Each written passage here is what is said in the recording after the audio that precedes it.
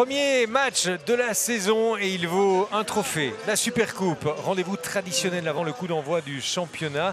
On retrouve le champion, toujours en jaune, mais avec des nouveaux joueurs au stand face à Mons. Mons qui organise cette Supercoupe à domicile dans l'espoir de forcer un premier exploit, de lancer sa saison. Les Montois qui ont changé eux aussi de visage, mais qui dans un premier temps s'affirment plus prêts à aborder ce premier match qui peut être important dans l'impulsion qu'il donne au début de saison. Ça se confirme dans le début de match. Les Montois prennent les devants sous l'impulsion de leur nouveau pivot, Uros Nikolic, qu'on va souvent retrouver dans la première mi-temps. Mons mène 17-11 à l'issue du premier quart-temps.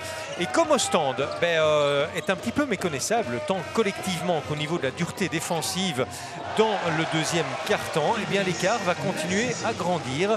Bonne animation, beaucoup de rythme, beaucoup d'envie aussi chez les Montois qui jouent collectivement et qui vont s'échapper jusqu'à 38-24 avec en exergue un homme, Uros Nikolic, qui à la mi-temps compilera déjà 13 points et 10 rebonds.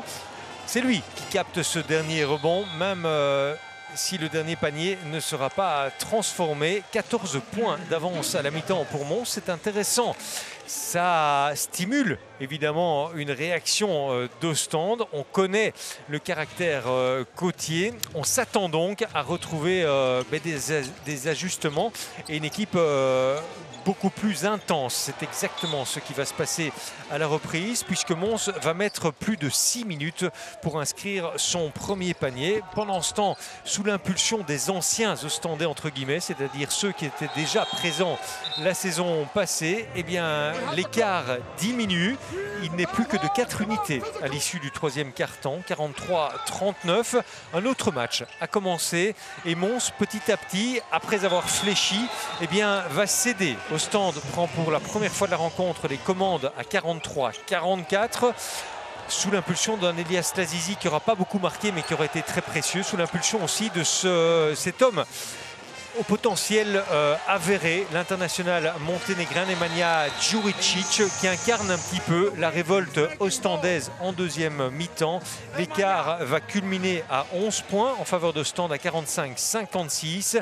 Et malgré une fin de match courageuse, dirons-nous, des Montois, dans un match qui n'aura pas atteint des sommets, on en conclut qu'Ostende reste fidèle à sa réputation, c'est-à-dire une équipe collective, solide et qui se nourrit de sa défense. Ostende remporte ce match 57-63, s'empare du premier trophée. Il vaut ce qu'il vaut, mais c'est quand même la Supercoupe comme l'année passée. Le ton est donc donné, le message est limpide. Ostende est prêt pour défendre son titre et même son doublé puisqu'il avait remporté la coupe.